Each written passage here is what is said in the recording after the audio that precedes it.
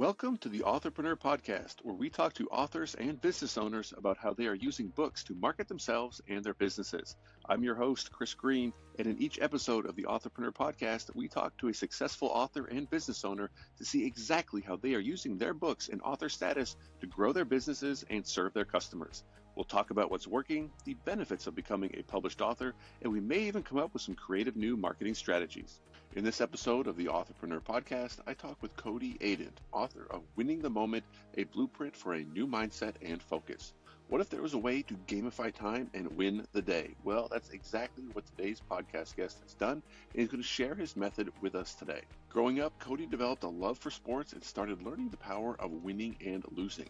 He has always had an entrepreneurial spirit, and it's one that motivated him to skip college and create his first business at just 19 years old. He is currently the president and CFO of Vibrant Management, a hospitality management company based in St. George, Utah, whose mission is to create a place where dreams become reality, and they build brands and digital footprints for properties that are destined to become industry leaders. Cody's book is available on Amazon, and I really think you're going to enjoy this episode.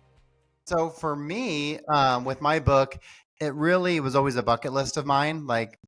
Books had made such an impactful uh, change in my life that I always thought like, wow, how cool would it be if I could do for others what this book did for me, right? And so I really struggled growing up as a kid, learning and like going through the school system. It just didn't work for me. And so I never went to college, but I knew there was so much that I needed to learn and so much I needed to know. And that's where I just dove into books because I was like, there's all these incredible experts out there who've already done it. Let me just see what they think and I'll take what works for me and leave what doesn't. And that's really always been my motivation and my inspiration to be able to become an author. But I really never knew what I would write about. I knew I wanted to write a book. I just didn't necessarily know what it would be for. And then in 2018, at the end of the year, I was like really stuck with this paradigm shift of why can't I show up for myself in the same way that I show up for others? You know, because if I was supposed to meet you at the gym today, Chris, then I would obviously be there. But if you told me you're not going, then I'm not going either. And so it's like, why? And the real shift here is that professionally, I didn't have that problem. Like if my boss asked me to do something, I would always do it. If I had a goal, I would deliver it. Like I never, ever had a problem with success until it became about me. And so I really wanted to figure out how I could shift that dynamic and create a system for me to show up for myself in the same way that I show up for others. So in 2019, I created a spreadsheet that measured all the things that I thought would be important to me, like how much did I read, where was my weight, how much was I drinking, how much was I exercising, all of the things that I knew if I did these things, then I'm going to be a better version of myself. And all it did is if I put a yes, it went green, and an N, it went red. And that little tiny reward system and keeping track of my goals created this huge transformation for me where I lost over 40 pounds. I read the most books I've ever read. Like I really was winning for myself for the first time ever. And it was amazing that just that little bit of accountability, you know, because we have prehistoric minds. And so we're pretty simple creatures when you break us down to our bare bones. And so it really worked for me. And then that took me into 2020. And in January at New Year's, I did a post about like New Year's resolutions and not showing up for myself. And I said, look, I created the spreadsheet. I don't know if anyone else here on this platform has had the same struggles as me, where professionally you do great, but personally you just can't seem to figure it out. And I had like, you know, not much of a following, and it was the only social media I had. And yet I had, you know, like 2,500 comments and 500 shares and just thousands, like quarter of a million views. It was unbelievable. It took off like wildfire. I ended up sending out like 300 spreadsheets for people who asked me to make it for them. And it wasn't a business. It wasn't even really an idea. It was just something I had done. And that's when it clicked like, oh, I've got something. And then as we get into 2020, you know, my business is in hospitality. And so we got hammered. And I took that opportunity to be a victim and stopped all my good habits and stopped the spreadsheet. And it really, you know, eliminated all the positive work I had done over the last 15 months at that time. And then I was in this role where I had to put together a hybrid event, and I had this speaker, Will Bowen, who wrote The Complaint-Free World. And he was a pastor at the time and had this congregation that was complaining at a very accelerated rate. And so he was trying to help them understand the impact that was having on them. So he created these purple bracelets. And every time they complained, he asked them to move it from one wrist to the other. So it would really like bring them conscious to understand like, oh wow, I moved my bracelet 10 times today. Like I'm really complaining a lot. And I thought, that's it. That's what I needed. That's the thing that was different. The spreadsheet doesn't go with me everywhere. So I wanted to incorporate these bracelets. And as I thought about it, I realized there's about 10 decisions in a day that can change the course of your life and the direction that you're headed. And I really struggle with forever decisions. So if I said, I'm going to work out every day for the month of March and I miss a day, then I just quit. Same with like 75 hard. I tried it. I got sick. I failed. So I quit. And I realized that I needed to quit making decisions forever, because that's too daunting to decide you are or are not going to do something forever. And instead just decide in that moment. It's kind of like Mel Robbins' 5-second rule. It's like the same idea, where we're just going to decide right now and take action. And so every time that you make that decision, I've got my bracelets on. And so like we're doing a podcast right now. It's the end of the day on Friday. It would be easier to not do it, but I am. And so that can be a win for me. And ultimately, then I'm gamifying my day, where I've got this opportunity to create these dopamine hits every time that I'm making a positive decision that's reinforcing the person and the direction I want to be headed. And then at the end of the day, when it's the hardest for me to make good decisions, now I've got a little game with myself where I've got a chance to not just win the moment, but win the day, and then just create that positive momentum in my life. Because really, momentum goes whichever way you're headed, good or bad. And so this is a way to get that momentum headed in the right direction for yourself. Everything you're talking about like just hits home. To be honest, there are so many things. Like I feel I've been kind of dabbling in some of the things you've been talking about, like just kind of understanding human psychology and like what Yeah, motivates us and the right. dopamine and if it's not perfect, I'm not going to do it. Instead of like, Yeah, dude, you went to the gym 95% of the days in March. Like, why can't you be happy with that? Well, because it wasn't 100%. And like yeah, we know better. Like we conceptually know better. We know we'll be happier if we do that last podcast at the end of the day. yeah, of course. But sometimes we don't. We don't. Sometimes we miss it, and then we beat ourselves up, and then we feel bad, and we like all these upward spirals and downward spirals, kind of fighting against each other. So I'm not surprised you had such a good response when you said, "Look, I got this spreadsheet that's like kind of helping," right? Like even if you kind of fell off a little bit with the pandemic stuff or anything. There's a lot of people like what you were describing is not uncommon. There's a phrase that I've heard a lot up in the Northeast, and a lot of people haven't heard it. But they say the plumber's wife has leaky pipes, because the plumber will fix everyone else's pipes, Yeah, right? But at home for his wife, her pipes are still leaking, right? And my father-in-law was a locksmith, and it was very common for like he would do everybody else's locks, like old mechanical, like hands-on. But like the locks at his house were pretty basic, right? Or yeah. like It's not the top of the line amazing. stuff. It's It's amazing how common. we neglect ourselves. You know what I mean? Like in so many ways, where it's like even the example I gave of the gym, like if you didn't go, Chris, then I'm not going to go, but I'm not even going to the gym so you'll be healthy. I'm going to the gym so I'll be Yeah, healthy. But yet, if you're not there, I don't want to be there either, right? It's this really interesting dynamic. And as I've got the opportunity to do some like executive C-suite coaching and stuff and sharing this message, it's amazing because you feel like you're alone in that like paradigm of I something's wrong with me, I can't figure it out. But then once you start the dialogue, you realize that everyone is going through those same struggles. yeah. It's a common human struggle. And the way I kind of think of it is I get obsessed with like the psychology behind it, like the evolutionary history behind it, like what is driving this? Like why is it this way? And there may not be an answer that we can like actually find, and even like finding the answer doesn't mean you're going to be able to overcome it. But just Sure. understanding the things that we struggle with can say, look, this is dumb. This doesn't make any sense. This is irrational. However, I know if I make this list and if I press these little buttons and it turns green, that or for whatever reason makes my brain happy enough to keep doing it. And you can be like, this is dumb. The system is technically dumb. I don't like it, but it works.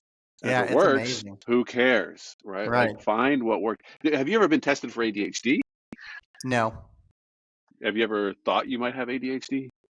Never had a hard No. time like focusing. And in fact, if anything, I have OCD, overly organized.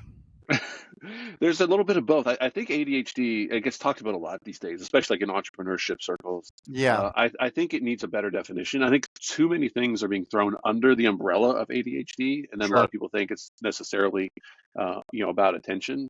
But there is like overthinking. There are some aspects of OCD that all get kind of wrapped up in a lot of this stuff. Um, so I predict in the next few years there's going to be like better definitions, and maybe even some Yeah. new terms to describe some of the things, because it's, there's just different aspects of things, and some people maybe suffer a little more from one side of things versus another. And yeah, I've seen a lot of people like the entrepreneur, especially like the authorpreneur space.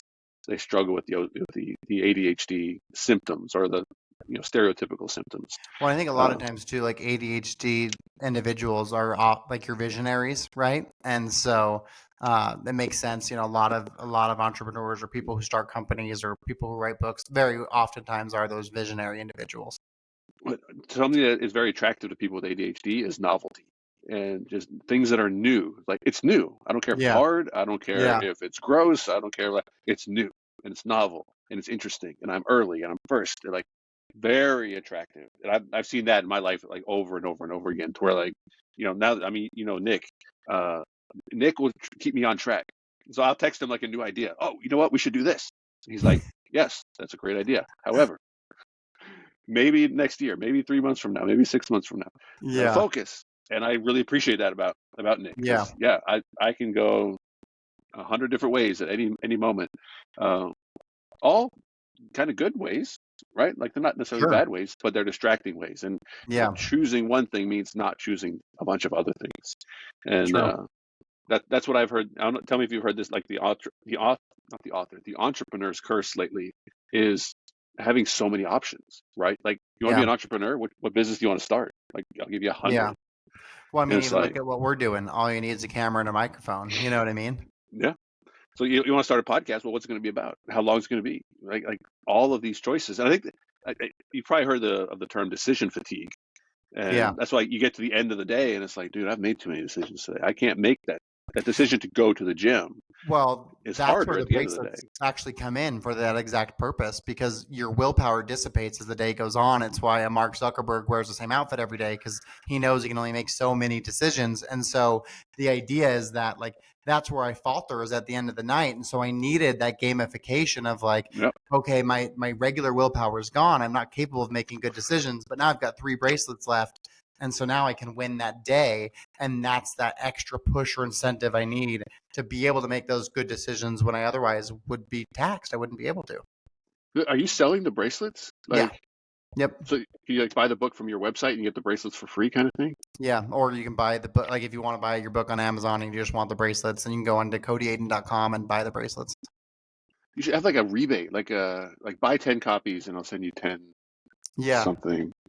Yeah, I've been pretty at first I thought it was gonna be really important to like have my Shopify and like drive all the traffic there, and then I learned that doesn't count, like officially in your book sales. And so where I thought in the beginning it would be such a focus for me, I realized that the best thing to do is tell people, buy the book where you like to buy it, because they're more likely to do so.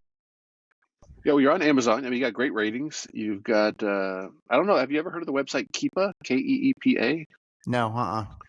So they keep track of historical Amazon prices. So if the price of a book or any product on Amazon goes up or down, they keep track of that. So as a Oh, buyer, you can interesting. go back and say, hey, I want to buy this TV. Is this a good price? And you look back and say, oh, well, 3 months ago, it was $100 less. Looks like it kind of goes up and down. Send me an alert when it's $100 less. And, you save a little bit of money. But you can also see historical prices. So like, if you had a promo on your book, that price would show up. If you dropped your Kindle book to 99 cents for your birthday, that would show up. And also they have a paid version that keeps track of sales rank. So you can go in and see, okay, how well is this thing selling? What's the peak that is, what's the highest sales rank that it got? And it does that for books and for Kindle books. So yeah, That's cool. I can spy on you a little bit. I can see your top sales rank and your all-time lowest Amazon price. And I'm gonna check your Kindle. I want to see if you've run any promos. I did. That's how I hit the bestsellers list. I ran Awesome. the ebook for $1. You did, and you did it on August 13th. Well, August 11th to the 15th. So you did a little, yeah, and you definitely shot up in sales rank. Yeah. Yeah. That was your best sales rank. Yeah, you got up to 33,000. Yeah, low price will do that. Yeah. It's an easier ask. Well, let me ask you this. Is your book positioned to where you would be happy to get it in as many people's hands as possible? Like, not necessarily sell it, versus if you could like get 1,000 people to download it? Because not everybody does. Like, if you're using your book to acquire customers or build social media, whatever you're trying to do, some people are looking for something incredibly niche to where, like, no, I don't want everybody to have it. I'm looking for a very, specific individual that I want to connect with my book. this book is meant for the masses. It's meant for anyone and everyone. So, I mean, absolutely, I want to get the message out there as much as I can. There was so much that I learned going through the process of doing a book that I would have loved to have known before I did it. Because you just become so much more educated as you go through the process, and I would have done things differently had I had the opportunity to do so. But at the end of the day, I want to share the message as much as possible. And the book is meant almost as a sense of credibility, right? It's kind of like a degree. It just says like, oh, I did something. And so I've used that and now I've got my podcast, Winning the Moment, which brings people on and takes them through a series of questions that is, be inquisitive as if as the book is meant to be.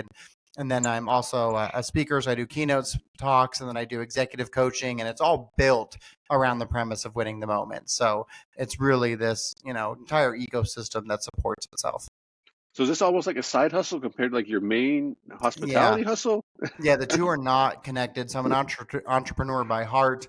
I own a bunch of different companies, none of which have anything to do with winning the moment. So if you could, would you want to transition into, being, hey, I'm a published author, I'm a public speaker, I'm an executive coach, and like that's your main thing, or is the entrepreneur in you, too attached to having multiple types I of think businesses? long term, like where I want to end up is being that speaker and coach. I would love to, as my kids are graduated from high school, which my youngest is 7, so I got a long road ahead of me. You got a few But years. yeah, I would love to use that time to then really travel around and share the message and be that tried and true speaker. But while they're still in school and in their development, I don't want to travel as much. Yeah, that makes sense. I was the same way. My kids are now 14 and 16, so we're getting to like, we can see the end of the road. They're going to actually graduate high school and like go to college and move out. It's like that's going to be a very different world Yeah. compared to what you live like for 18 years is Yeah, whoa, right. all of a sudden this is very different. My son just now got his license, and just that in itself Oh, yeah. has changed so many things. He can come and go as he wants. He takes his sister to school with him. I don't have to drive in the morning anymore. It's like, whoa, this is like a major life change event. Um, yeah. Uh, Let me ask you this. Would you say you published your book on purpose or kind of by accident? Like, did you write your book because like it was something you just had to do? Um, or was it like, I know that if I have a book, these doors are going to open for me, so I'm going to sit down and do this process? It was when that LinkedIn post happened and I knew like I've got something that people need and want. And that's when and oddly enough, I'm a big believer in the universe. And so we at my company, we're doing this like leadership series where we're reading different books. And my business partner, Brett, called me on a Sunday and said, dude, everything in this book I've heard you say before, like you got to write a book. And I was like, I know, it's like one of my goals. And then that next Monday, my publisher reached out to me on LinkedIn and said, we've come across your content, are interested in doing a book with you. And so of course that was the universe telling me like, this is it. So a little bit of serendipity in addition to like really I finally felt like I found the message I wanted to share. Well, I think if people can take a lesson from that, it's to like, don't be afraid to put yourself out there. Like, if you found something Yeah. that works, post it on LinkedIn, post it on Instagram. Yeah. Maybe it gets no traction. Maybe it's a bad idea. Or maybe it's a good idea, just nobody happens to see it that time. But you can test these things. Like, what's it cost to post on LinkedIn? Right? Yeah. It Nothing. was really, I mean, I never in my wildest dreams thought anything would happen with that post outside of the 5 likes I normally got. You know what I mean? I just felt compelled to do it and then it just took off. Yeah. I think if people do things like that enough, I work with a lot of people, and unfortunately, a lot of them want guarantees. And it's not Yeah. that I don't want to give them a guarantee, but I can't guarantee that if you write a book that it'll be a bestseller. Like, I don't know. Like, do you have a good message? Are you like a competent writer? Do we have like need an editor? So I can't give guarantees. And I think it comes from like a mindset of, if people have been in like kind of a 9 to 5 for long enough, they're used to a guarantee. If I go to Yeah. this place at this time and do these tasks, I will get this much money, and it's guaranteed. And then to say, hey, maybe you should write a book. And they're like, what's that mean? That means sitting down, uh, paying yourself $0 an hour for potentially hundreds of hours, and potentially nobody's going to buy it. And it's like, no, I don't like this system. I like the other system where I know what's going to happen. And I said, look, I'll tell you what's going to happen. If you want to sell books, if you want to be a best-selling author, that will not happen. I'll give you that guarantee. If you don't sit down and do this. Now, I can't guarantee if you sit down and do this, you'll get there. But Yeah. the only way for that to be on the table is to sit down and do this work. And I'm very confident if people have like a basic social media strategy and use some of the promotional tools that are available through Amazon, that yes, you can hit bestseller, brand, number one new release, like those things, from the inside. I promise they are not that hard to achieve. You don't have to Yeah. sell that many books or even give away that many books to achieve these things. And then you have that. You always have that. Now I can always say I'm a best-selling author on Amazon. Here's a screenshot. You can see it, and then you can post on Instagram. You can leverage that into relationships, podcasts, speaking engagements, whatever you want to do. And then it's on, in my opinion, kind of on steroids, right? Like I would say, the fast track is get a speaking engagement, even at a small event, because now you're going to be instantly friends with everybody else who's a speaker. It's Yeah. just the way that it works. You're like, oh, you're a Yep. speaker? I'm a speaker. Cool.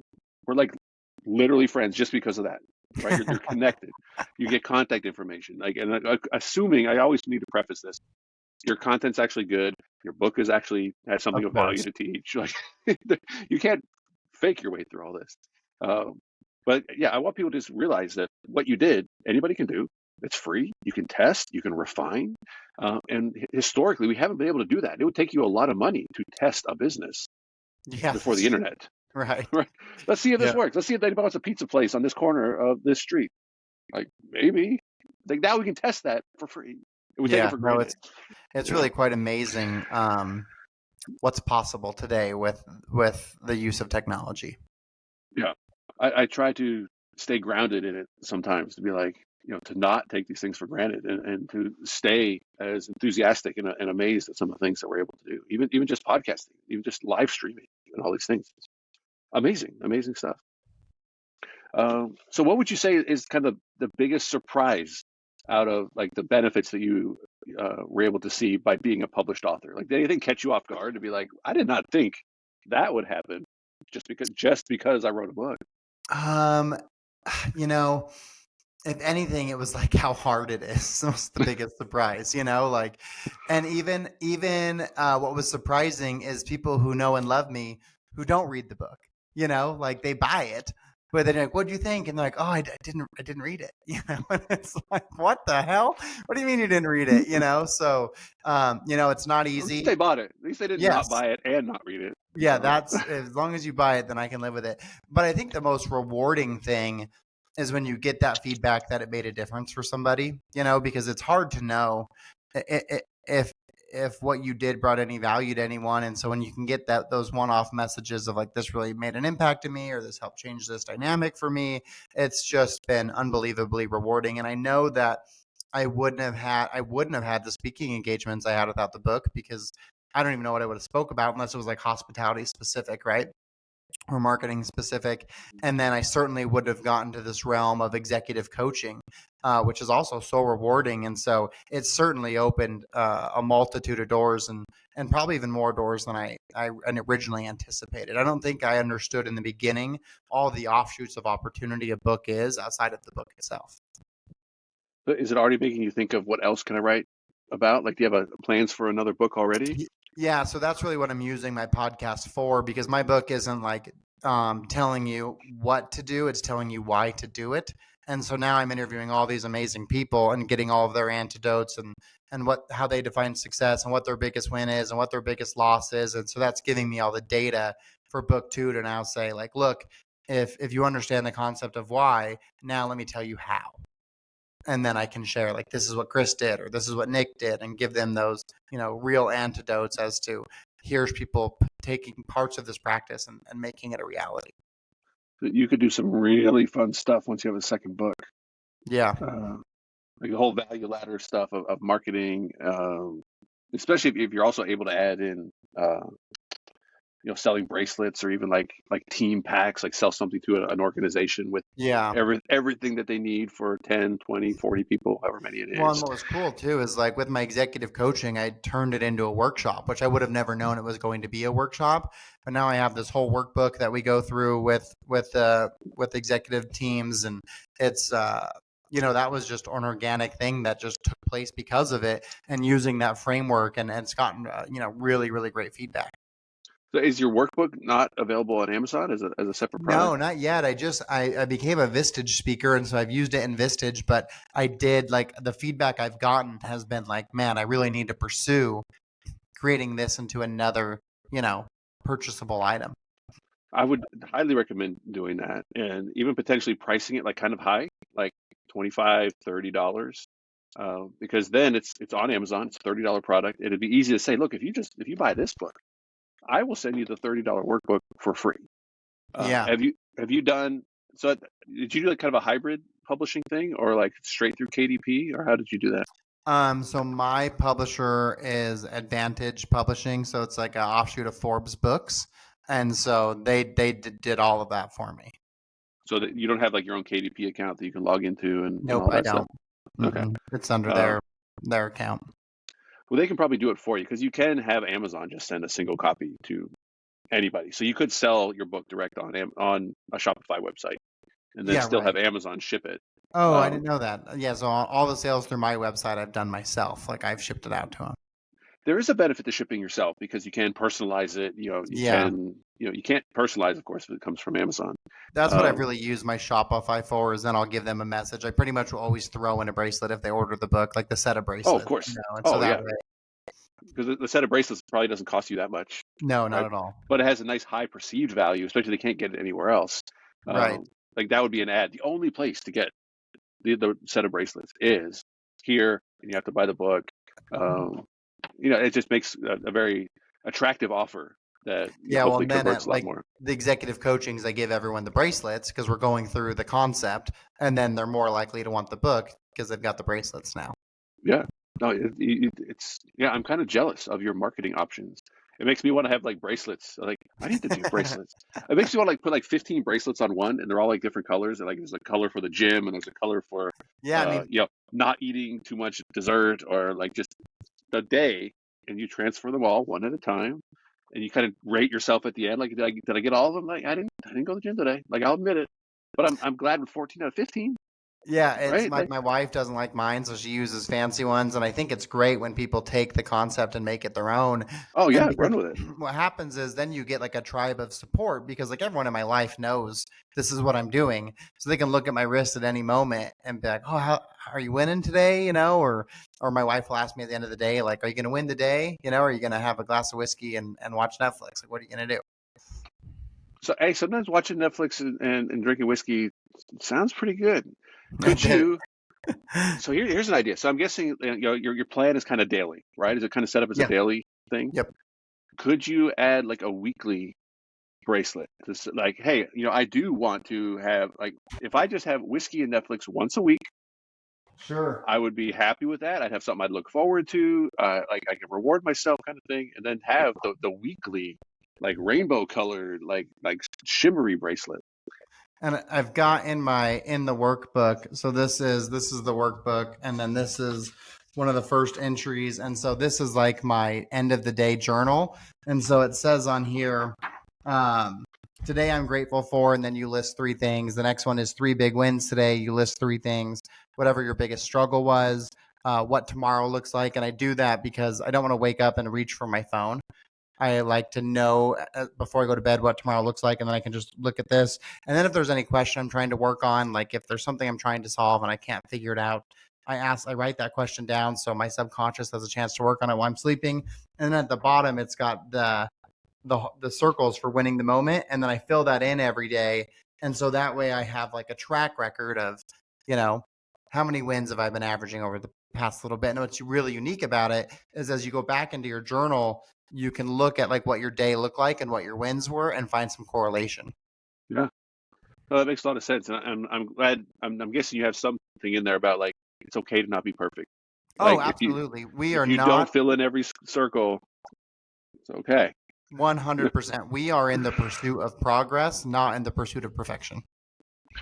This is that's you got to get that up as a secondary book on Amazon, unless it's something you only want like your No, coaching or yeah, I would love to do it. I think that because I think there's some people who the book may not be for them, but the workbook could be amazing.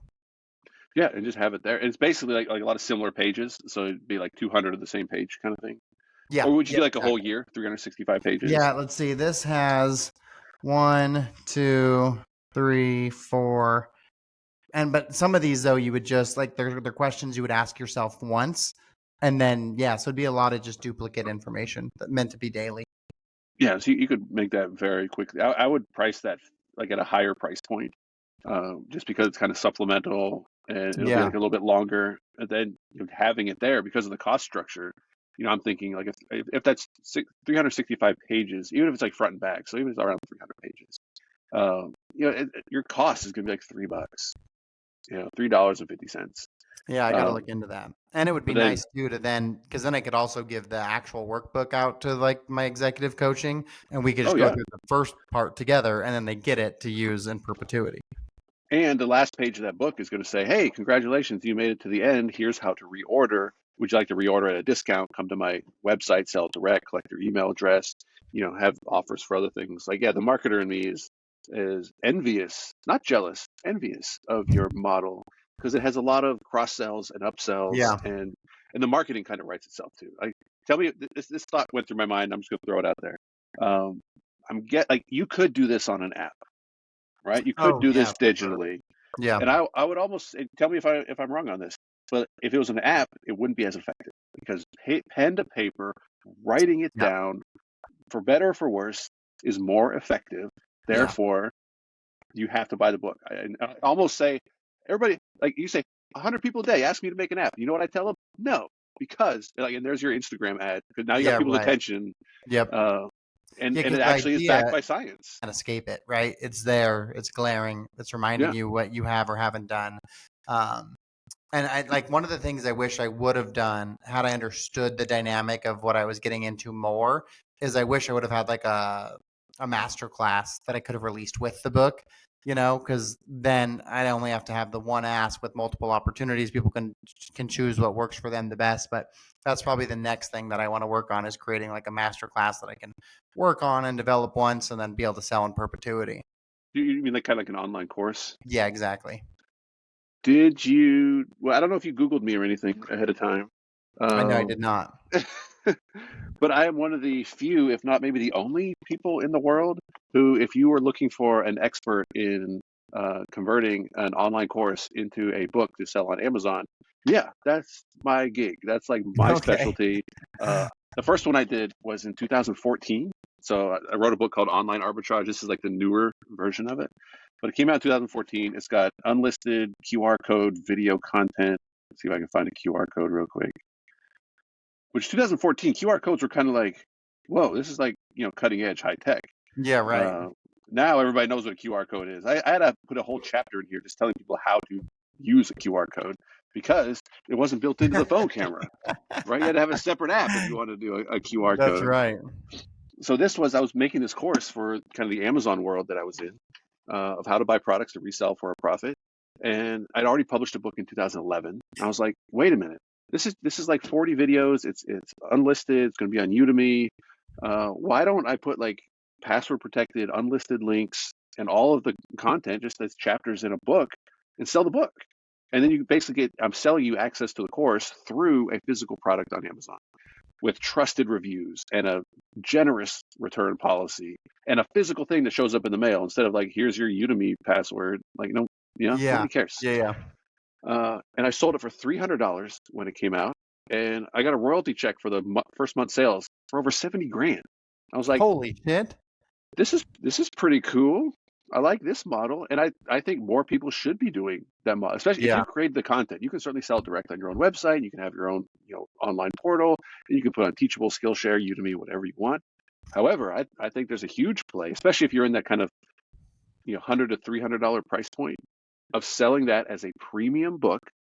With the only way to get the content is through buying the book. You don't worry about returns or anything like that because like people who buy books for $300 really aren't looking to scam content and then return books for free Yeah, refunds. right. I have not seen that. It's not been my experience. But then you have something. Imagine going to an event and you have a book that they can like literally look up on Amazon. It's $300 and it has 400 5-star reviews, and they're gonna be like, "Do we all get a copy of this? Are you serious? Yeah. Like, thank you. Like, I'm feel indebted, and it cost you $4. Yeah, right. $5, right, in your printing cost. But and this is what really got Nick's attention when I was talking about a couple of things. I said, a book is just a book, but your book is an asset. And you can turn your other assets, your online courses, your workbook PDFs, you can turn them into physical products on Amazon, print on demand, completely outsourced. Like it's almost like too good to be true. Yeah, And it really is amazing and I've just like not even scratched the surface of that. Like I thought about the workbook thing, but like the way that you're explaining it is just, it's so doable. It's just a matter of, are you going to do it or not? the upsells and cross sells would just explode your business. Like anybody that's kind of on the fence, they're gonna be like, "What for Pete's sakes? Of course I'll buy 10 copies. I'll give you 10 copies of the workbook, $500 value, right? If they're like $49, whatever Yeah, it it's might so be." funny too, because when we first said it in my mind, I was thinking, oh, I'll sell it for $3. And you No, said like, oh no, 25, where I would have but I thought, would give it away. I'd be like, "Dude, you can print your own. Like, knock right, but yourself out if you." price it at 25 Yeah, like for the people don't want to perceived print their value. own when they can just Yeah. get Amazon to print it and it shows up at their door and it's bound and it's nice and shiny and glossy. I know you did matte finish on on this book. Yeah. I don't know. Personally, I'm a glossy guy. I like the gloss. I don't know if just like the type of books that I write. What's interesting is thinking about it, I don't know that I had a choice. I don't remember No, saying matte or gloss. That's just what it was. you can always change it if you want.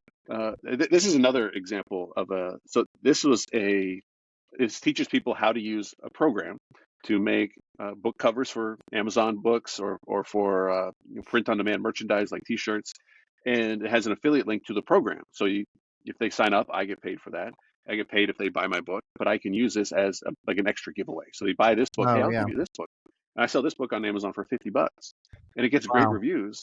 So it gives you this anchor kind of product that people can say, oh, I want that. That looks cool. I want that, right? And you're able to give it to them at such a low price because it's your book. You can't give this book away for a low price, but I can because I'm the author. So the Yeah, author that's has brilliant. these leverage things that they can do if they have taken the time to put in the work to create some kind of product that can be sold as a book. It doesn't have to be this long chapter book or Harry Potter or anything like that. It just has to be like if you can outline something that you're good at, fill in the chapters. Now you're a published author and you get so many benefits. Lots, so many. I published my first book in 2011, and I remember people like treating me different. Hey, can you come keynote this event? I'm like, I guess. Like, Yeah, why? it is an unbelievable amount of credibility, especially when you can hit that sellers list and say you're a best-selling author. That was a big goal of mine, obviously, because you get to carry that moniker around with you forever, Yeah, no, it's a great way to differentiate yourself, and it's just hard enough that most people aren't going to do it. Yeah, right. But the ones who do it, it is one of the actual fast tracks or shortcuts to success. Other than that, there really aren't shortcuts. Everybody wants the shortcuts. It's It's funny like too because we say shortcuts, but it takes years. You know? everything takes time. Let me throw something past you. I thought of this the other day, and I'm trying to figure out if this would be like a good visual, like to do from the stage, or if this is just a story to kind of get people to understand it. I was sweeping the kitchen, and we had like the cat's water dish, and it was like kind of full. So I'm like, trying to sweep around it. So I use my foot, and I'm trying to just kind of nudge it, right? You know how you push something, it doesn't go right away Yeah, because you need the momentum. Then as soon as it goes, it spills, right? And I'm yeah. like, if I went slow enough, then I can move it anywhere in that I want it without spilling a drop. Well, you have to go slow. But if I want to move that from there to anywhere else fast, it can't be done. It literally can't. Like if Yeah, you have to go slow. But if you go slow, you can do it. You know? it reminds me of one of my favorite books, The Alchemist. So there's the point in The Alchemist where he puts oil in the spoon. He says, "Walk around my beautiful palace, but don't spill the oil." So he walks all around the palace and comes back, and the oil is full in the spoon. And he says, "Did you see all my beautiful art and all the beautiful architecture?" And he's like, "No, I was focused on the oil." He said, "Well, now walk around and appreciate what's around you." And so he goes and walks around and sees all that amazing beauty, but the oil's gone. So it's really like, what do you want to focus on? That's a good. It's almost yeah. It's almost better. That's definitely better than my analogy. Same thing. I was trying to almost take mine 2.0 to be like, hey, if you have a book, you can put your book on top of the cup, and now you do have a shortcut. The book can shortcut you a little bit, but there's still a speed limit, right? You can't just like, chuck it across the room. You will still spill it, but it can accelerate like how fast you can move this, whether it's a piping hot cup of coffee or it's the cat's water dish, whatever it is. So I'm working on it. I'm trying to Yeah, I figure mean, out. I really wanted to be a speaker. That's what I was really drawn to. That's what I love to do. And as I thought about it, it's like there's nothing that exists that will create the opportunity for me to become a speaker like my book. That's a good, yeah, I like that. I mean, nothing, right? There's nothing that I could do in that same period of time from start to finish, right? So you can't take the career I've been in for 7 years or something I've done for a decade, like legitimately from the day that I start the project to the day that the project is complete, there's nothing that would get me to that end goal on a faster capacity and Yep. with more credibility. So was that like at the top of your mind when you were writing the book, Oh, or is this kind of in absolutely. Like hindsight? I always knew I wanted to be a speaker. I didn't know what I was going to speak on, right? And so I knew when I created the book, like this is my opportunity to create a platform and a message to be asked to speak. And last year I did probably like maybe 5 to 8 keynotes, and then I've had a couple this year. And then so I spoke at Nick's event. Were you at Nick's event in Columbus? I was not. No. Oh, you weren't. Okay, so I Nick and spoke I at got that. connected in about November. Okay, so I spoke at that, and then I met. Oh shoot, her name escapes me. Her book is The Power of the Pause. Janae Brown, I think, and she introduced me to Heroic Speaking, which is this incredible professional speaking group out of the Northeast. And so I got to go attend that, and really just been working on that craft. And I would not have done any of this or been an executive coach without the book. Just none of those dominoes would have ever fallen. Yeah, it is. It is a shortcut. Would you say you maybe saw a pattern before of like, hey, everybody that I see speak, whether it's TED Talks or like in person, they all seem to have a book. Oh, for sure. And I want that book, right? Like when I see someone speak and they have the book, if they give it away, I'm excited. If they're just there and you can buy it and they'll sign it, I'm excited. But I'm in, Yeah. And so I knew that would be something that would create the opportunity for me to do that. I think there's an opportunity for a book, or even if it's just maybe some short content, to help people kind of understand themselves. So if you go to a lot of events and like you recognize this feeling in yourself where you're like, I get really excited to see someone speak who has a book. I'm running to that table to buy something Yeah, that I could buy on Amazon, probably even for a lower price, but I want for to buy it sure. here and now. But when you can notice that about yourself, then you can say, okay, what's going on here? Is this something that I could apply to myself or to my personal goals? Like, what do I want to do? And is this something that could help me get where I want to go? And it's kind of just having that self-awareness of, what makes you excited might also make other people excited. And then, without trying to overthink it at the same Yeah. time. Um, yeah, I mean, you're obviously right. Like, in hindsight, you're like, yes. And writing the book, it did open all these doors. It opened more doors than I expected. And now you can just tell everybody, it's like, yes, please go write your book. Uh, I and most will people say won't. one of the coolest things from writing the book is as a kid I grew up playing sports, and so I always wanted to be like a professional athlete, right? But my natural limitations did not allow me to do so. But I practiced my autograph as a kid every day. Like I had it, and I had my number in it and all the I was going to things. ask, do you have a number too? Did Yeah, you have a of number that like course. flowed really well? Yep. Yeah, I had it. Like I had it down pat. And so then I became an adult and I was like, damn, I'm legit never going to autograph anything. I mean, I'll sign documents, but no one's going to ask for my signature. There it is. And I wanted to be so number 43 just so I could do a cool 4-3 kind of thing. I I used love to it. write that in school overtime, 43, 43. Oh, all the time. And so to actually be able to have someone who wants my autograph, that was one of the coolest things ever, honestly. As silly as that is, to fulfill that childhood dream of wanting someone who wants your autograph was pretty cool.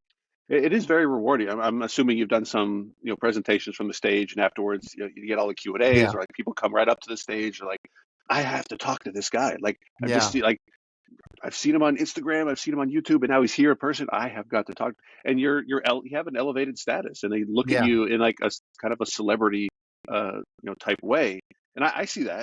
And at the same time, just like you said, it's kind of weird and kind of like, I'll say it's weird and silly in a sense of like, Yeah. but I understand, if I'm at like an event and Gary Vee's on stage, I'm going to be hyped and I'm going to want to like Oh, go yeah, up and absolutely. Of shake his course. hand afterwards, even though I know like he's just a guy. I've shook his hand before, but whatever it is, I use Tony Robbins as another good example. Like the people who pay thousands of dollars to go see Tony Robbins Right. multiple times, where he says the same things that he said before, and you can see everything he's ever said on YouTube and read his books for either free or very inexpensive. But there's something different about going and seeing it in person, and whether you understand that or not, you can say, look, whatever it is, it's different. I want to go, or I don't want to go. But you can make that choice when you understand like how you react to it and how people react Yeah. to it. And humans are not rational, so don't Yeah. try to be rational. Yeah, You that's know, true. We were just talking like about that today. yeah.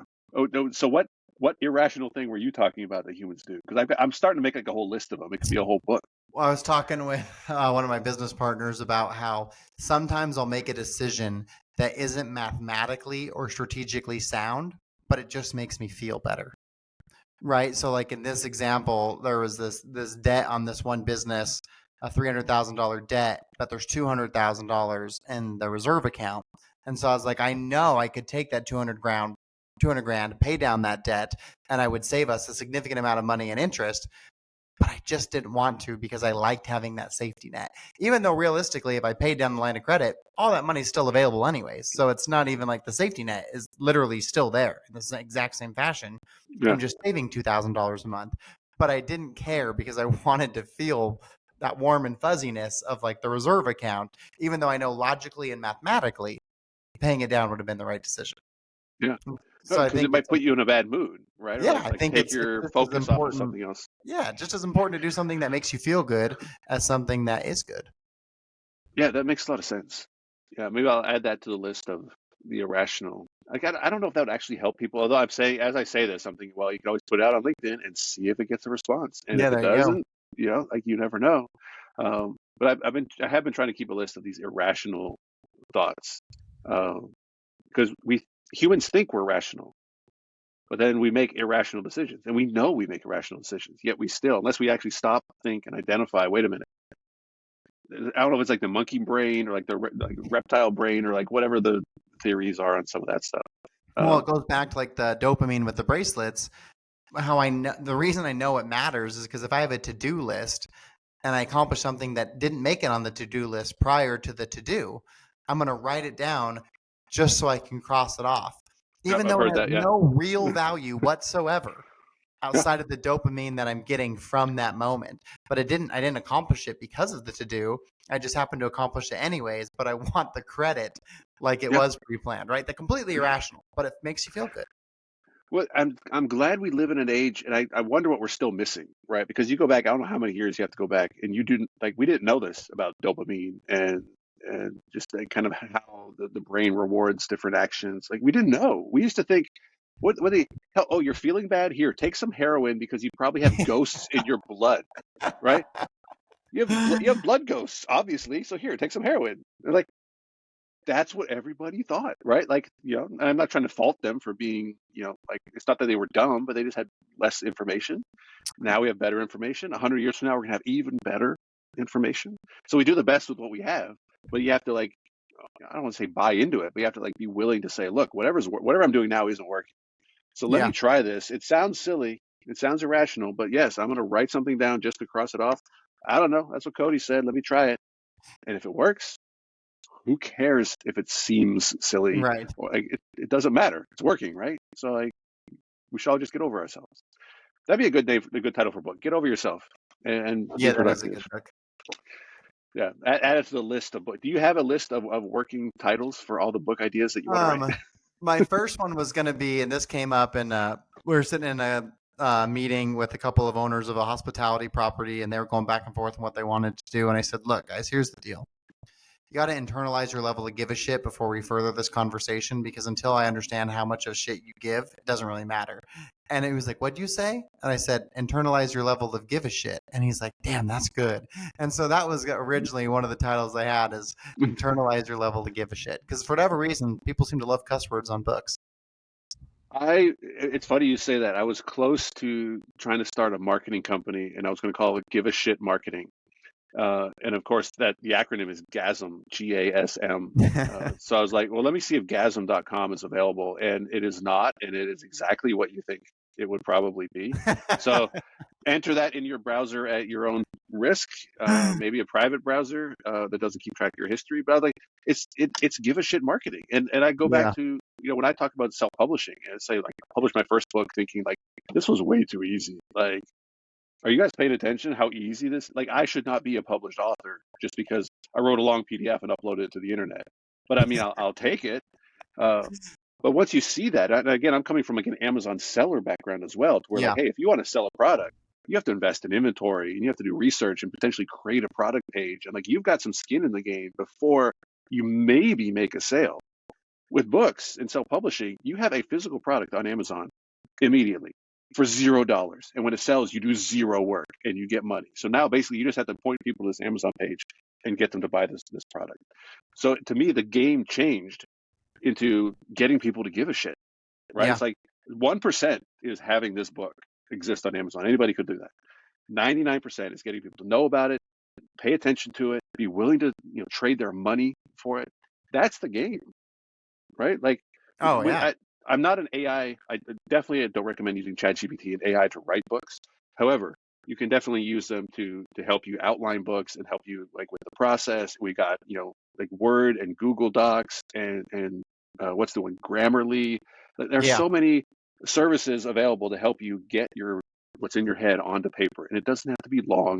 It doesn't have to be the greatest thing ever. It doesn't have to be all inclusive, but you can get it out there and test these things and try these things. And then you can learn to play the game that matters, getting people to know about it, to like it, to know and like and trust you in order to buy your products. Like, that's the game that has variables in it, right? Yeah.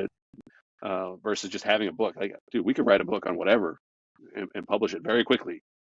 But if nobody knows about it, nobody's going to buy it. And if it's not positioned in a way or That set could up be in a a way, title. well, I already The missed it. What'd I say? the book about whatever. You could make a book about whatever. You really could. I mean, you got a whole list. Nick's the same way now. He's like, oh, you're right. I have to make a workbook. I should do this and all these things. Yeah. Because if you set up this kind of structure, and what I tell people, like, is my one secret is to write your book in such a way that you benefit even if you give it away. Because then you can just give it away, right? Whether it's Well, free digital or whatever it might be, like a free plus shipping offer, and you'll still get some kind of benefit of people joining your email list, or your communities, or whatever it might be. that's what's been interesting. So I obviously have the Winning the Moment podcast, but I also have a podcast for my hospitality business called the Virtual GM Podcast. And my Winning the Moment podcast, I'm almost at 52 episodes, but no monetary gain, right? Because there's no way to monetize it unless someone buys a book, but that's not even what the podcast is about. So really no way to monetize it. However, where I have this business, we've gotten an unbelievable amount of clients because we've become this like thought leader in hospitality through our efforts, and they're about the same amount of episodes. We started at the same time. And so it's amazing to see, because ultimately I'm giving away free hospitality information.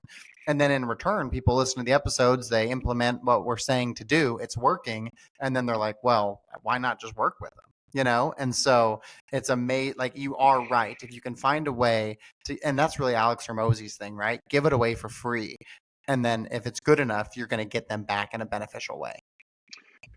I'm guessing you have way fewer downloads and listeners on the hospitality podcast than the other one, or No, not? hospitality one, way more downloads and listens. Oh, Like, I would have said, because, I would have thought fewer because it's more niche. Like, well, the interesting thing though is it's niche, but there's no one else in it.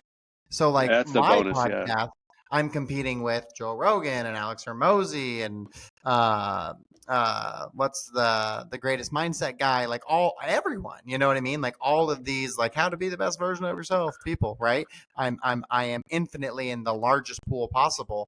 There is a very, very small hospitality niche, and no one who consistently shows up every single week with good free information. And so Sure. because of that, and there's people searching it, right? So people are buying hotels and they're like, hospitality information, and then boom, there we are. So it has been truly remarkable what has come from that podcast. Dude, I think that's another good lesson that people can take away from this is that you can be quite niche and still very successful? Because I know I talk to a lot of people who like they don't think what they're good enough or what they're good at applies to enough people, or like how are they going to reach? Like they want to sell 1 million books. Like they just have the wrong idea of what is going to actually like be measured success for what they want to Yeah. do.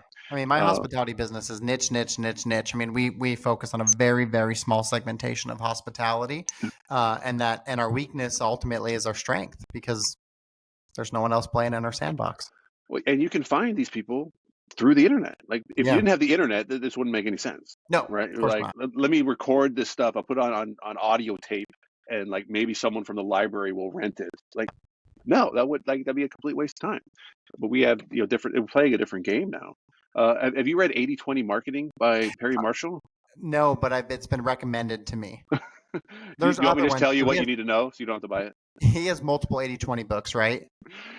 Yeah, and he may have the same lesson in all of them, and it's a very simple lesson. It's that out of the 80/20, there's the 20, and there's 80/20 of that 20, and it's just a simple thing that I didn't really think of. So it's like if you give away 1,000 books, 20% of those people are going to listen to your podcast, and 20% of those 200, like 40 people, are going to buy your book, and 20% of those people, like the 8 people, are going to sign up for your membership or buy a coaching package or contact you about a speaking gig or whatever. So to find those 8 people, you have to give away 1,000 books, but it's thinking Wow. down the line of like, how do you find those 8 people? Like, how do you find the 8 people who are actually interested in a podcast about a hospitality, right? How do you find these niche people? Yeah, right. It's like, well, you find the 1,000 people and you niche it down. But you only need the 8 to support, right? Because you go further, further. I can't say it. You go too far niche or far enough niche, it's generally going to be more lucrative. It's Yeah. going to be so specialized that they're willing to pay you X number of dollars per hour Yeah. for a I coaching mean, package, versus everybody that listens to Joe Rogan who wants like $1 a month, Patreon kind of thing. Like, yeah. okay, it's a different game, and you can make more money with fewer customers by paying attention to your niche. Yeah. Stick to your niche and get rich. It really is. There's like so many books about that. Riches are in the niches. I'm wondering if you couldn't niche down in a way by using some of this proprietary stuff, like the bracelet stuff and the dopamine stuff, Yeah. If instead of just staying kind of top of it. absolutely, if anything, it's really about refine. Like that's where I've still yet to have a clear identified path, because do I want to be for everybody or do I want to be for Chris? Right? Because if I'm here for Chris, all of my content's infinitely more valuable than if I'm here for everyone. Yeah, I would suggest. I don't want to. I'm not trying to give advice where it's not asked for, but a lot of the things that you're doing apply to the ADHD space, the dopamine stuff, the checklist stuff, the bracelet, the physical reminder kind of thing, to where you don't have to go, this is only for people with ADHD. However, if you have ADHD, a lot of things that we teach will be very practical and will have a lot of overlap, and it might allow you to kind of carve out like an additional kind of segment, Yeah. even if it's just for a couple ads or promotions, to be like, if you suffer from ADHD or think you have ADHD, these types of things have been proven to work, and they just coincidentally are involved in our program. Get the book for free right here, and upsell some bracelets and whatever it might be. Because they actually make little like punch card things specifically for people with ADHD, so they can like Really? I didn't slide, know that. because it's both physical and it's that kind of check off the Yeah. lists. It's that dopamine release, and they probably made them just in general to help people remember stuff. And then the ADHD community probably was like, for whatever reason, these really help.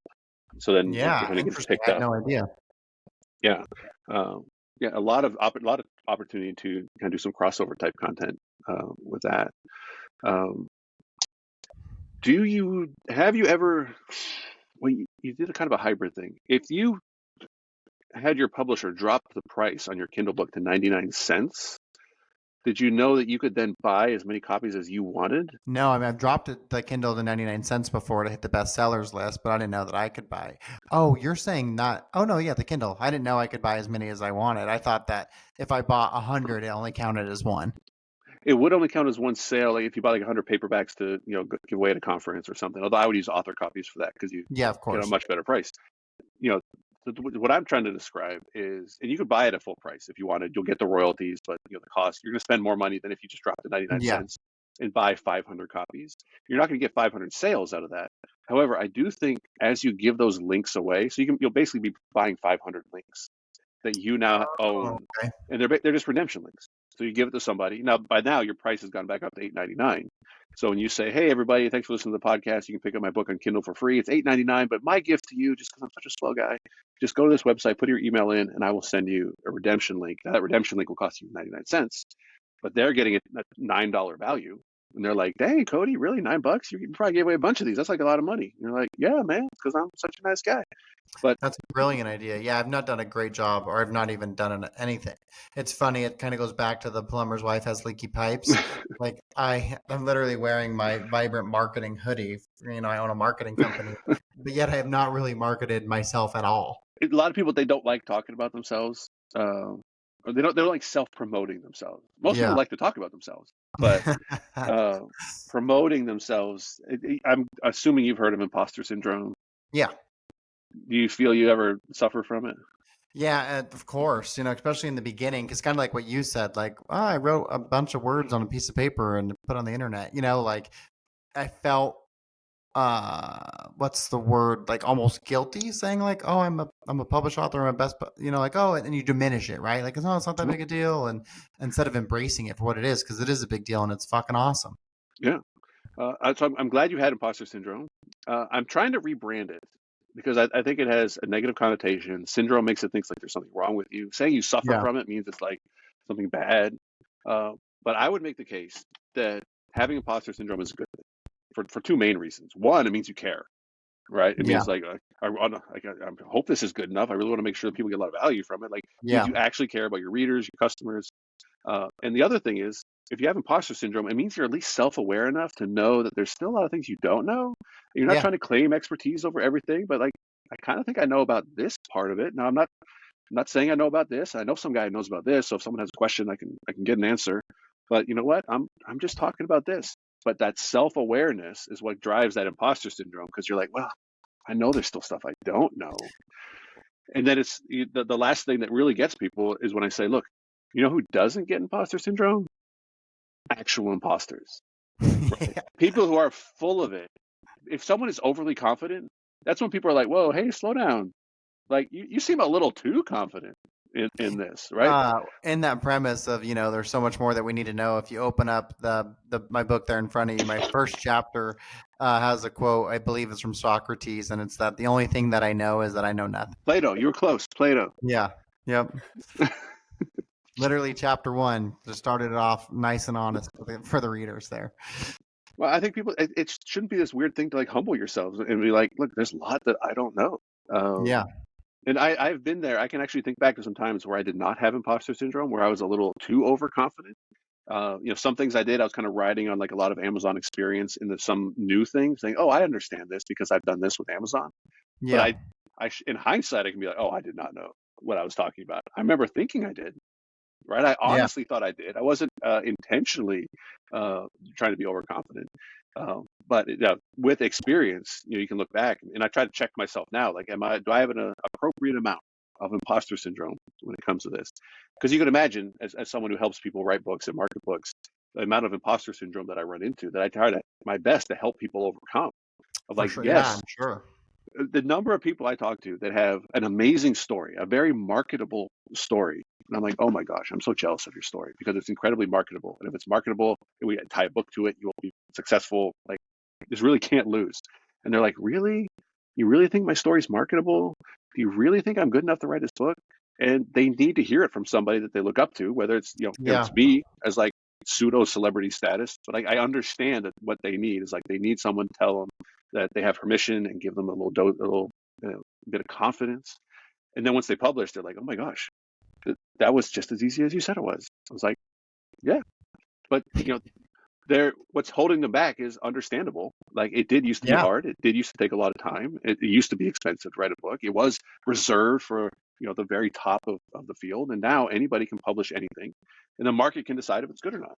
Yeah. And I hope more people take advantage of that. So Yeah. You're totally I right. would definitely recommend talking to your publisher, figuring out how to do like a 99-cent promo, even just do it for one day. Buy Yeah. copies of your own book, and then you'll have as many links as you buy, redemption links, and you can see if they're redeemed.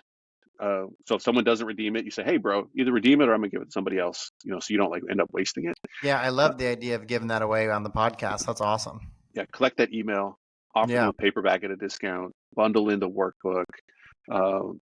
So many. Yeah, you got all the right pieces for some really winning offers. Yeah, I love that. Awesome stuff. Well, we're already past time. Yeah, the hour goes quick. I know, it's crazy. When you're talking about stuff that you really enjoy. Yeah, it's amazing. So I know you've got plans for another book, which is awesome, or a series of books. So I'll give you two questions. What advice would you give to someone, maybe specifically business owners who are considering writing and publishing their own books to use for business? If someone was looking for advice, what would you tell them? Tell them just to start, because I think that your fear of perfection or being ready can lead you to nowhere. So it's like, just start today. Open up your dictation on your phone and just talk about the idea, and then you can have that turn it into text, and then you can turn that text into a book. So just start. So you're saying your book isn't perfect? Like there's absolutely no spelling mistakes, no grammar mistakes, no printing Hey, mistakes. if there is, it's my publisher's fault, not mine. I honestly almost like having typos in my book, because if someone finds a typo and they tell you, like they just tell you. And Yeah. then when you write back and you say, thank you so much, now you got a Oh, point of contact with somebody and yeah. nobody's mad. Nobody's No, of like, course oh my not. gosh, I'm going to tell everybody that I ever meet that Chris Green had a typo in their book. I'm like, look, I don't care what you say. If you tell everybody you meet about me, like knock yourself out. Yeah, Like I you're will get winning. more benefit from that, because everybody will be Yeah. like, why are you talking about this guy and his one typo? So I've never had anything bad happen for typos in my book, and I've had plenty. Uh, Yeah. and it's almost like free editing, because you can always upload a new version, right? Right. It's not a problem to update something. So for people who are interested in some of this stuff, they hear about this bracelet idea and they're like, you know what, I think that could really help me. Like, what's the best place for them to find you and get more information?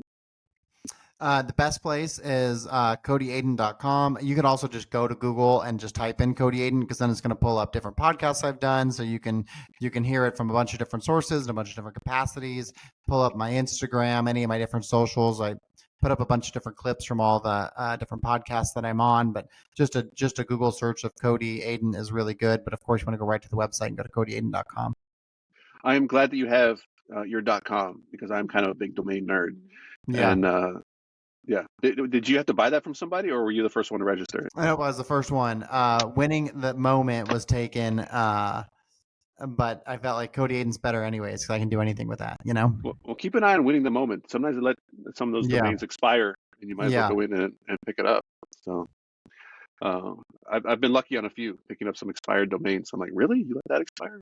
Yeah. I probably own 100 domains. Only 100? Yeah. I'm trying to get down to 100. I'm trying to focus myself and get rid of some of these. I think it's a great idea until I get that bill a year later, and I'm like, shit. At least it's a small bill, right? I call Yeah. them cheap bets. It's like $10 a year to Yeah. like reserve this idea. And then, Yeah. like if I don't want to do it in a year, then yeah, I'll Yeah. If drop I it. hit like 2 renewals, I haven't done anything yet, it's time to let it go. It's time to let it go. Yeah, or sell it. There are some sites where you can Yeah. actually list your Right. expiring domains, and Right. they'll hopefully get a sale. And if not, they just expire. So there's lots you can do. So many different aspects of business, from domains to marketing to Instagram, social media, Oh, it's a big Shopify. world. It's it's a challenge of putting these pieces together. So everybody that's listening, if we were able to help you do one of two things, either identify the pieces that you need, great, that'll help you kind of get closer to where you're going, as well as if we can help you put those pieces together. That's kind of the second phase of it. So it's not just knowing what to do, it's also knowing how to put these things together, because the internet is a big, wild place right now. There are a lot of different sites. Do you need Shopify? Do you need Amazon? Do you need Google? Do you need YouTube? Do you need Facebook? Don't feel overwhelmed. If you do feel overwhelmed, you want to do some of this stuff, reach out to me, reach out to Cody. We both have podcasts. We're both on social media. We are available. We can either answer your question or we will point you in the right direction. And yeah, Cody, this was fun. I think we should do this again. Yeah, I'm willing. Anytime you're ready, I'm ready. All right, yeah, we can keep it going, and we'll do another episode sometime. So thanks so much for being here, and yeah, we'll chat again soon. Okay, thank you, Chris. Do you want to keep chatting? Because like I don't want to keep you. If you want to just chat casually or. No, do you need anything from me for the poster? What do I got to do for that? No, I got your book, so I will Okay. go through that. You've got plenty of pretty high res photos online if I need something, because I have no idea. Every poster kind of comes out different. Yeah. You know what I mean? And there's like small details, even on the ones that I sent you, you probably can't see some of the details Yeah. Well, it's cool because too they're because kind of hidden. I've had a chance to meet a bunch of the different offers you did it for. So it's like it was honestly, it's just the coolest thing ever. Like I'm just so excited about it. Honestly, I did not expect to have the response. We got some insane response for these posters, and the reason I made the first one is just I read Nick's book, you know, because it was before I met him, and he just coincidentally lived close by. So I was like, all right, I got to meet this guy. You know, we both do a lot with books. Maybe we can, you know, do some business together. Like I want to get on his radar, kind of thing. And Yeah. you know, Nick's a super busy guy, Yeah. so like I was like, all right, you know, I got his book. Let me read it, and it just one of these chapters. I probably can't find it on the fly, but it had just great visual that I was like, oh, that would make an amazing poster. And I just kind of went with it. I was like, you know what? Let me see if I can make this into a poster. And I took so many notes through the book. Um, it just really kind of came together almost accidentally. I actually found it here. Yeah. So great visual here. Um, Okay. Here, Yeah. read my handwriting. But he's talking about the metaphor pairs well with the vision I have of a rising reader, sword in one hand, book in the other, ready to slay dragons. I was like, that would make a great pod. That would get Nick's attention. Yeah. And I took all kinds of little things out, kind of sprinkled them in the background. Uh, you know, for Matt Higgins, like his theme was. Have you read Matt Higgins' book, The Burn the Boats? Nope. Oh, nope. I know that Nick's talked about that one a lot with me, but I've yet to read it. I've got it on the docket. Yeah, I mean it's a good book. I mean it's not like earth shattering in terms of like content you've never heard before, but like the theme that I pulled out of it was not the you know burn your boats and don't have a plan B and like what's the worst case scenario type stuff. It's that he thanked like probably like 400 different people, like from Wow. celebrity like A-list names that everybody knows to you know people you never heard of, but he mentioned them just like in the same breath as everybody else, just acknowledging so many other people. So I took every name that he mentioned and kind of spread them around the back of the boat on fire. And there's some other little kind of like hidden details. So like when Nick gave it to him, Nick's able to say, and this is representing this, and this is you know a shout out Yeah. to this person, and those details blow people's minds because like you actually paid attention. You Well, and actually, you know, it's just so cool because like kind of what you said about people don't like want to self promote. And so it's like I have my books in my office and stuff, you know, like they're just right there and I've got the backgrounds on my screen for the podcast, but it's like I wouldn't just blow up my book like this and that would just be like that'd just be lame. yeah, But with what you created, it's like this incredible way to display this thing that everyone is so proud of, and they would love to be able to have like a way to show that without it just being like the book. Like I couldn't have even, I don't even yeah, know what I would have done. And so when just I a saw giant those, book, you know, yeah, just yeah, exactly. So when I saw those posters, I was like, this is the greatest thing I've ever seen. Like it is honestly just so cool. well, that's why you know Nick and I are trying to like pay a little more attention to it because you know, everybody responds really well. They see them, they're like, "Oh my gosh!" And like they're work to put together. And some of them are easier than others. Some of them, you Sure. know, kind of come together like they're more obvious or clear. Um, you know, the thing I worry about is like I never know. Like going into it, I don't know what's gonna be. You know, like it Yeah. comes out of the book once you read it and kind of pull some things out. I'll show you something else that we started doing. It kind of lines up with the same thing. Um, I have Nick's. Yeah, I have Nick's here. Are you a sports card guy? Oh God. Yeah. Oh, that's so cool. That's Right. amazing. But like, Yes. That is so freaking sweet. but you know that like this doesn't cost a lot, Yeah. right? Like anybody can print 2.5 by 3.5 inch, you know, cardstock. Um, you can buy these. Like, the thing I want to get is one of those like ultrasonic welders to actually like seal these things. Because I don't want to like have someone else do it.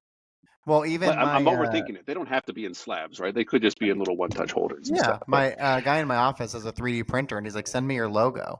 I sent it to him, and he 3D printed it, and I was like, "This is so freaking cool," you know. yeah, But and it's like he did it and for in him, 30 he's like minutes. happy to do it. He's like, oh Yeah, sure, I'm happy to do this for you. So we have ideas for these to make like so if you were launching a book, you know, you could have like a gold to 5 version. It yeah, doesn't have to be. It could be just a book cover. You know, it could be something else. And you could autograph them. You could have like a diamond 1 of 1, and you know, just some. You can include them. You could run a contest. Like everybody that places a pre-order is going to get you know a launch edition special autograph slabbed card. Because I feel like slabs and just that collectible is becoming kind of like everybody knows it now, well, and whether it's an so active cool. collector or not. it's another cool way to display like your book that's not just the book. Yeah. And this means something to them, right? Yeah. Like this does, like, hey, Gary, you want to buy one of these? Gary's be like, no, I don't. Why would I? Like, it doesn't Unless it was at inherently have value. unless it was at a garage sale, then he'd be like, "Oh, this is brilliant." I mean, that would actually be an amazing way to get Gary Vee's attention, is like when he releases his next book, like print some of these up, get a foil stamping machine, and like And make them. spread them out at every house in his vicinity, and say you have to put this in your next garage sale, and let him just stumble across it organically. You could try that, or go like to a card show and like give every booth one Oh, if you know yeah. Gary's going to be there, And or say, "Hey, Gary's going to sign this for you." he might. Like get Gary to sign this. I've thought of embedding NFC tags in the cards so that you can hold your phone up to it. It will go to like a some kind of special link, or even like link it to an NFT somehow. Like there's so many fun things Yeah, that you you can got a do. marketer's mind, that's for sure. Well, that's why it's good that I'm working with Nick, because Nick will be like, hey, posters. We know the posters work, so let's do the posters, and then we'll eventually do the cards. Okay, one thing at a time. And I'm like, yes, Nick, thank you. I'm glad that you're keeping me on track. So yeah, and anything marketing. I mean, you can probably tell I like talking about this stuff. So I mean, Yeah. we can chat again about some of these things. And, yeah, just have some fun, especially if you're putting together like some new offers. Like Yeah, I'll you've got all the definitely pick your pieces. brain. I love Yeah, the way that you framed that and thought about it.